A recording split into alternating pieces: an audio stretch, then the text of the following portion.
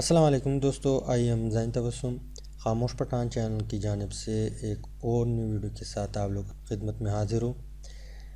और ये वीडियो जो है ये हमारी एक्सेल कोर्स की लास्ट वीडियो है। क्या है? लास्ट वीडियो है। तो इंशाल्लाह इस वीडियो में हम एक ऐसा चीज़ बताएंगे, एक ऐसा ट्रिक्स बताएंगे जो आपको बहुत ही फ़ायदा देगा। वो कौन सा ट्रिक्स है या वो कौन सा टिप्स है?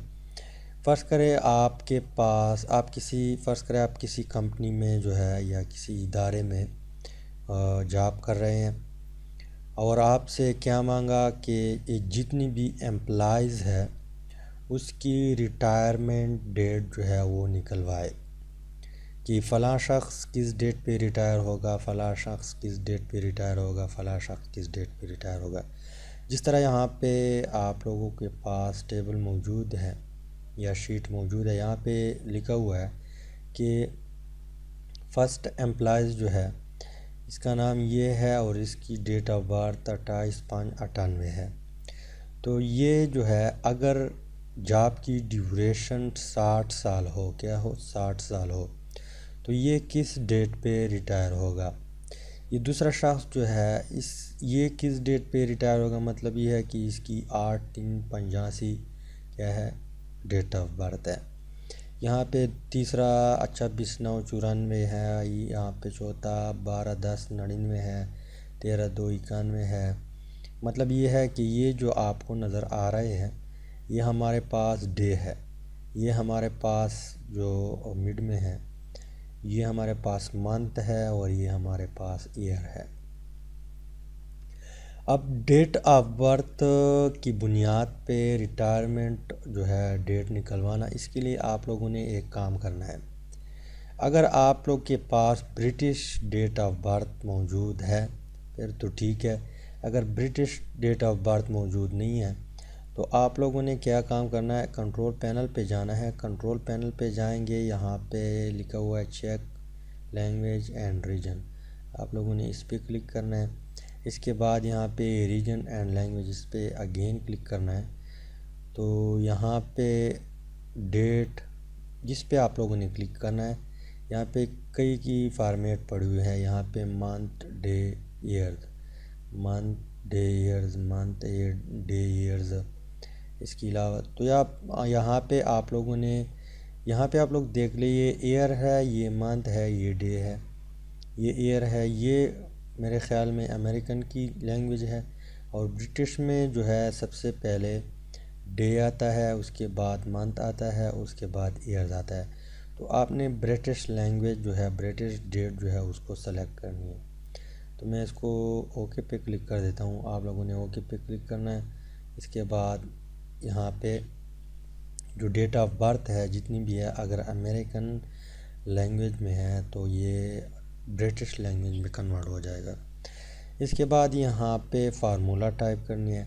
फार्मूला कुछ इस तरह है कि यहाँ पे आप लोगों ने टाइप करनी है इज़ इक्वल टू, उसके बाद आप लोगों ने टाइप करनी है डेट, उसके बाद ब्रैकेट को स्टार्ट करनी है। उसके बाद आप लोगों ने टाइप करनी है ईयर, उसके बाद अगेन ब्रैकेट को स्टार्ट करनी है। तो यहाँ पे इस सेल का हवाला देना है कि डेट ऑफ बर्थ किस कॉलम में मौजूद है, किस सेल में मौजूद है। तो ये हमारे पास सी से शुरू होता है क्योंकि कॉलम सी है। यहाँ पे सेल कौन सा, सॉरी रो कौन सा है, 2 है। तो यहाँ पे हम टाइप करते हैं C2, ब्रैकेट को बंद करते हैं। यहाँ पर आप लोगों ने जो है क्या करनी है, +60, क्योंकि जितनी भी एम्प्लॉयज़ की जॉब्स होती हैं वो अक्सर 60 पे जो है रिटायर होते हैं। इसके बाद हम कामा लगाते हैं। इसके बाद आप लोगों ने टाइप करनी है मंथ, इसके बाद अगेन ब्रैकेट, इसके बाद C2 को अगेन प्रेस करनी है और कामा में बंद करनी है। इसके बाद यहाँ पे अगेन कामा और यहाँ पे आप लोगों ने लिखना है डे, फिर ब्रैकेट C2। इसके बाद यहाँ पे आप लोगों ने -1 को प्रेस करना है। -1 इसलिए प्रेस करेंगे क्योंकि एक दिन जो है, जो डेट ऑफ बर्थ जिस दिन पे आप पैदा होते हैं उस दिन को आप लोगों ने माइनस करना है। इसके बाद ब्रैकेट को बंद और इंटर। जो ही आप इंटर करेंगे तो यहाँ पे लिखा है कि 27/5/98 को 27/5/58 जो है इस डेट पे ये रिटायर होगा।